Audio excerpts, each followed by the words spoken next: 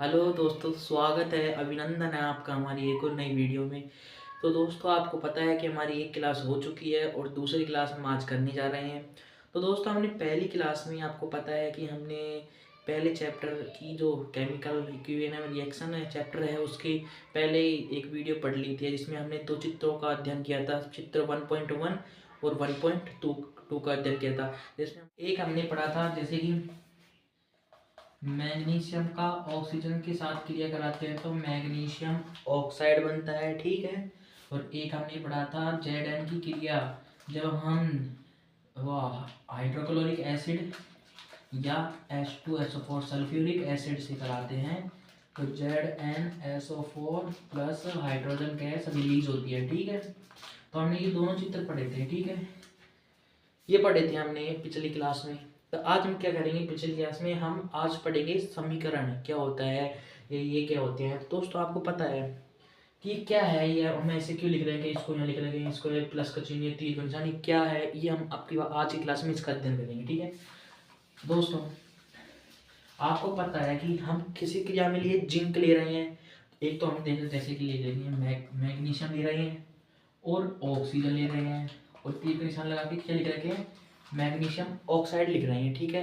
अभी क्या है, तो दोस्तों जो ये इसका जो ये तीर का निशान है ना, ये तीर के निशान की जो इधर की साइड है इसको हम क्या कहते हैं, अभिकारक।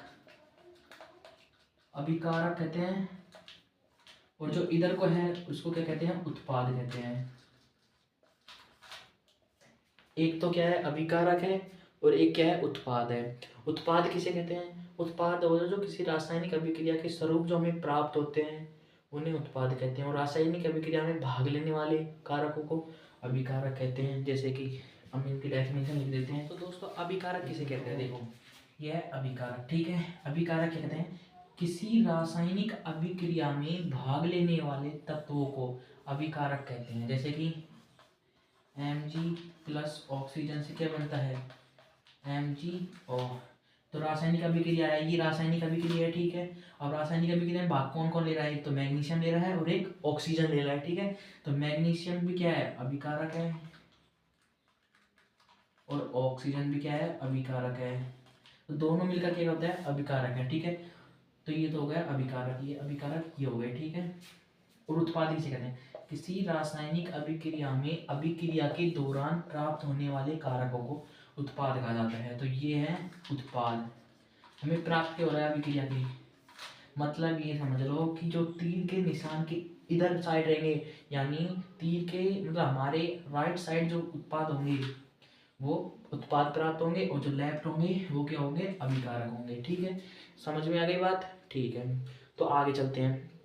अब देखो,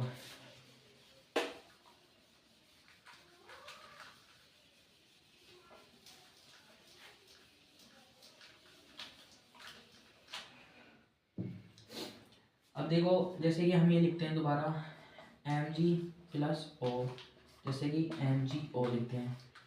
तो इसमें है ना एक बात हो रहा है कि संतुलन नामक एक संतुलन शब्द आता है, अभिक्रिया संतुलन है कि नहीं। तो संतुलन से क्या होता है इसको हम अब समझते हैं, ठीक है।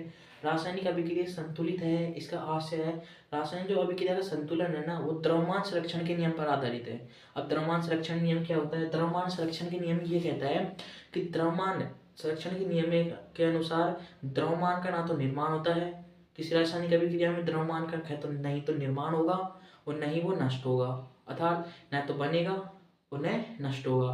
किसी रासायनिक अभिक्रिया के दौरान द्रव्यमान का न तो निर्माण होता है न ही नष्ट होता है। तो इसे क्या कहते हैं, द्रव्यमान के संरक्षण, द्रव्यमान संरक्षण के नियम। तो इसमें होता है द्रव्यमान संरक्षण के नियम। अब ये बताओ कोई चीज़ ये नियम ऐसे नहीं, संतुलित रासायनिक समीकरण का मतलब ये है कि जितना हम दे रहे हैं उतना ही हमें मिलना चाहिए, यह है, ठीक है।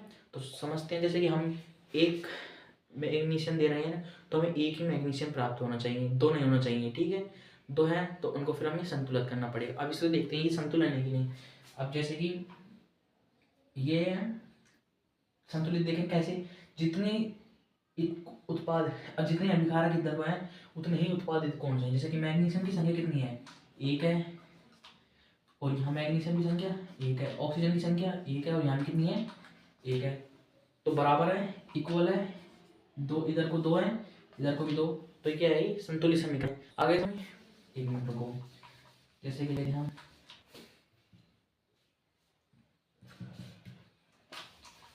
एक रासायनिक अभिक्रिया, जैसे कि किताब में दे रखी है हमें Fe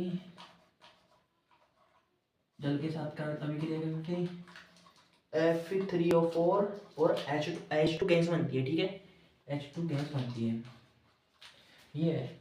अब आपको लगता है ये संतुलित है कि नहीं, इसको जांच करते हैं, एक मिनट रुको। Fe है, यहाँ कितना है, एक Fe है, यहाँ पर भी 3 है, ठीक है, यहाँ पर H2 कितना है, 2 है, यहाँ पर 2 है, यहाँ पर ऑक्सीजन 1 है, यहाँ पर ऑक्सीजन 4 है, ठीक है। अब संतुलित कैसे करेंगे, तो संतुलित करने का तरीका ये बताते हैं। पहले मेन चीज है एफ को करेंगे। एफ कितने हैं यहाँ, 1 है, यहाँ 3 है, तो यहाँ भी हमें 3 करने होंगे। 3 करेंगे, कैसे करेंगे, 3 से गुना कर देंगे। एक मिनट को ना,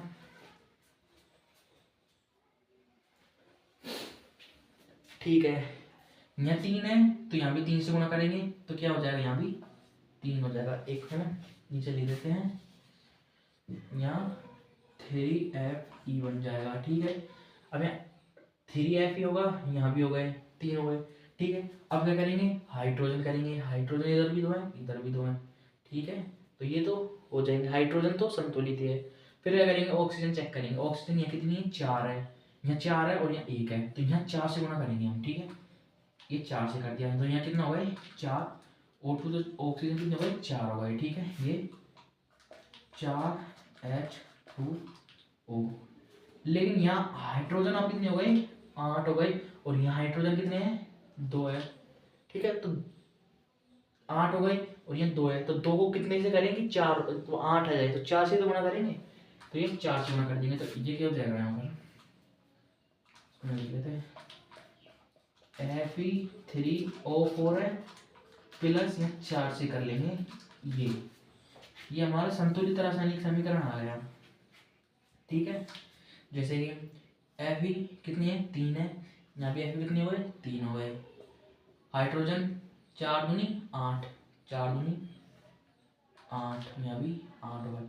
ऑक्सीजन 4, ऑक्सीजन 4, तो ये संतुलित समीकरण है, ठीक है, संतुलित समीकरण। समझ में आ गया संतुलित समीकरण किसे कहते हैं, ठीक है। एक और ले लेते हैं हम, जैसे कि हमने ये पढ़ा था, ये रिएक्शन पढ़ी, Zn plus H2SO4, ZnSO4 plus H2 gas release होती है, ZnSO4। तो ये क्या है, समीकरण संतुलित है, इसमें सब सेम है। Z 1 है, यहाँ भी 1 है, ये SO4 कितना है, 1 है, यहाँ भी 1 है। H2 कितने हैं, 2 है, ये 2 है, ठीक है, समीकरण सही है। लेकिन ऐसे ही हम यदि इसकी जगह HCl ले ले, तो HCl क्या बढ़ेगा, ZnCl प्लस H2O। अब यहाँ तो 2 हाइड्रोजन है, यहाँ पर 1 हाइड्रोजन, तो इसको कैसे करेंगे, 2 से गुना करेंगे। अब यहाँ को 2 से गुना कर दिया तो 2 Cl हो जाएंगे, यहाँ 1 Cl है, तो इसको 2 से कर देंगे। अब यहाँ 2 Zn आ गए, यहाँ 1 ही Zn है, तो यहाँ पर 2, तो ये रिएक्शन ऐसी होगी, ठीक है। मैंने पहले लिखा था वहाँ पर, आपको समझ में नहीं आया होगा कि कैसे लिख दिया, ये ऐसे आया था, ठीक है। ये हाइड्रोजन रिलीज हो जाएगी, ठीक है। ये होते हैं संतुलित समीकरण, इसको हम आगे बताएंगे।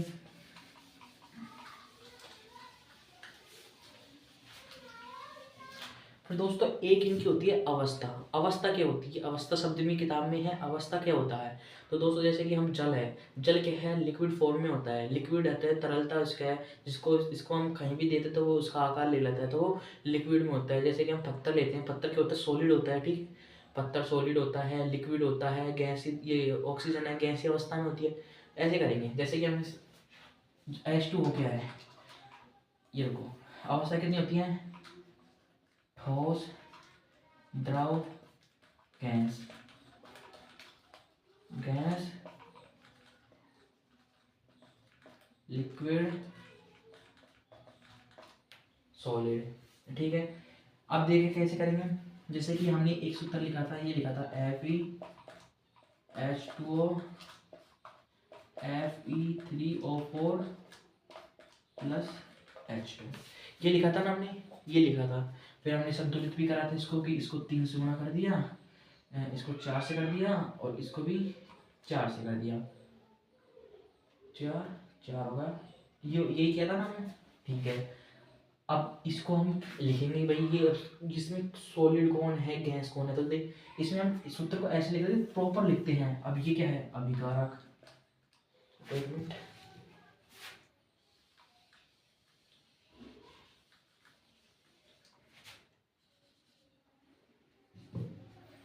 तो ये क्या हो गया, इसको थोड़ा गैप दे के लिख देते हैं, ठीक है।